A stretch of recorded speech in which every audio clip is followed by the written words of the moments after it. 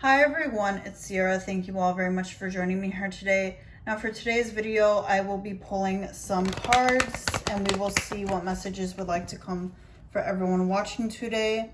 This is a general reading and this is a timeless reading, which means whenever you stumble across this video, that will be when this reading is for you.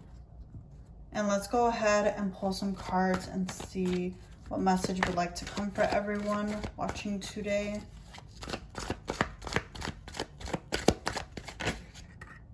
Okay, we have the Magician card. This is Aries energy. And then we also have the Queen of Wands. Let me see. There we go. Now, both of these cards coming out, this is very fiery energy. And this also is very creative energy. This is energy of making things happen, getting things done. That's definitely what I'm getting with these two cards here. And what I'm also getting with these two cards, because there is a tendency sometimes for the Queen of Wands and even the Magician to be a little bit destructive. That is something to keep in mind here. And a lot of you are working magic, or you're working manifestation, law of attraction, even prayer. And a lot of you are expressing your creativity within the realm of magic. And some of you are doing higher magic, so to say, so like ceremonial magic, as well as spirit work.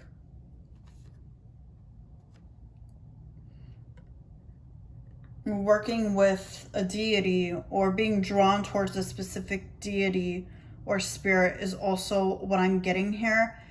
And it's interesting because as I look at this Magician card, this is giving me the message of like dream work, which usually I don't get that with the Magician. And speaking of fire, I have the Nine of Wands at the bottom of the deck. More fire energy. And it does feel like with this Queen of Wands and the Magician card, it does feel like you're very motivated to do what you are doing.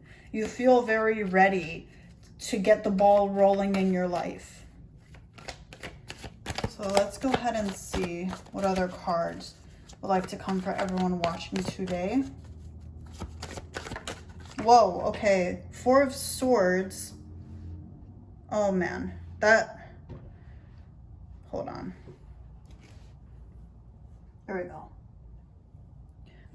Yeah, speaking of dream work, we got the Four of Swords.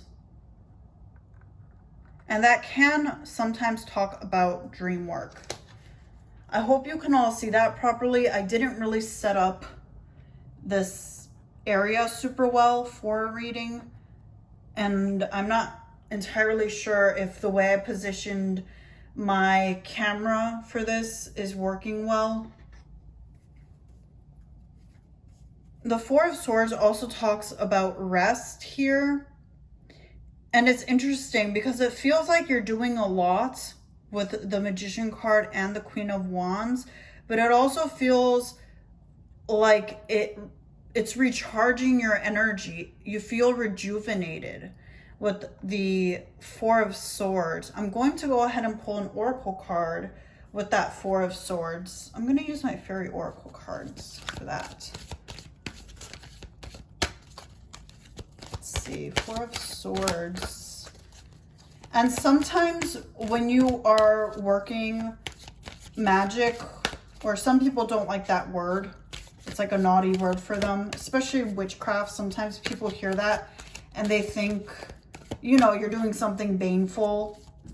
But for those of you watching, I feel like a lot of you guys are comfortable with the word magic because that is something that you are involved with and something you're educated with and you're well practiced with. And for others of you where maybe you're not so comfortable with that word, you could just say spiritual practice or whatever you are comfortable with. But I would encourage you all to maybe look a little more into what magic means and what witchcraft means. Because I know for myself, as far as I'm concerned, daily life is magical. Just my own perspective. Like if you think of how we arrive into this world, we come out of our mothers. And the way the baby forms and all of that, to me, that's very magical. All right, let's go ahead and pull a fairy oracle card.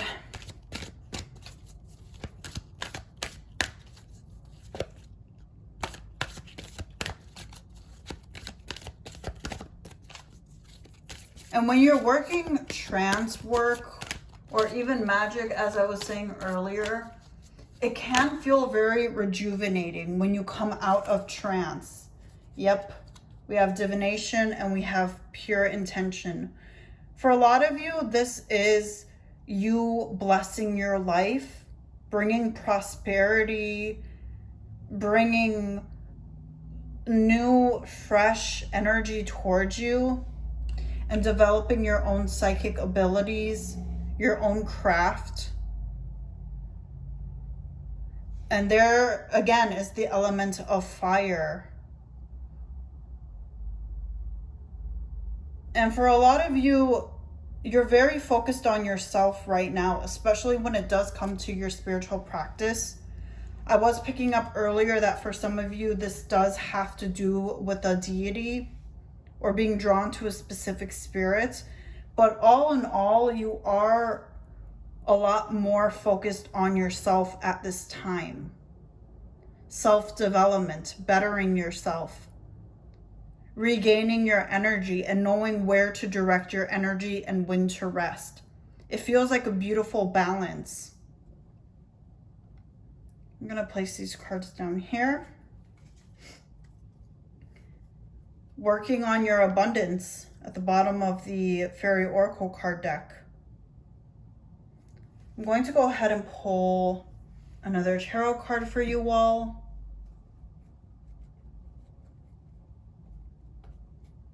And I will say, for some of you that did a bit more of a time-consuming ritual, it might take time to manifest in the physical realm. For some of you, this might not be as quickly as you would think. That's just something to keep in mind. And that message applies to those of you that did a lot more of a lengthy ritual. Let's pull some more tarot.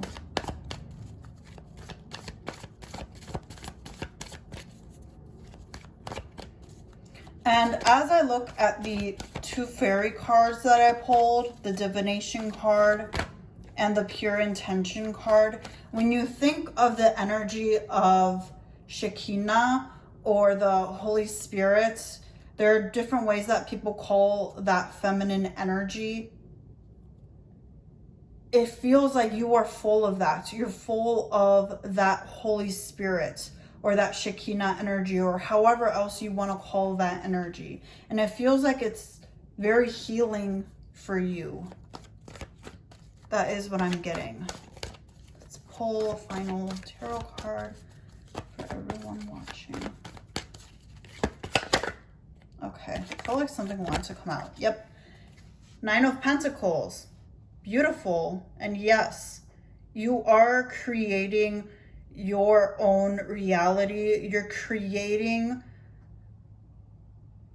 a fulfilling lifestyle for yourself. And not only is this positive for you, but this does impact other people further down the line as well. That is what I'm getting with this Nine of Pentacles. I'm going to go ahead and end this video here. I appreciate you all watching, and I hope you all have a great rest of your day. Bye, everyone.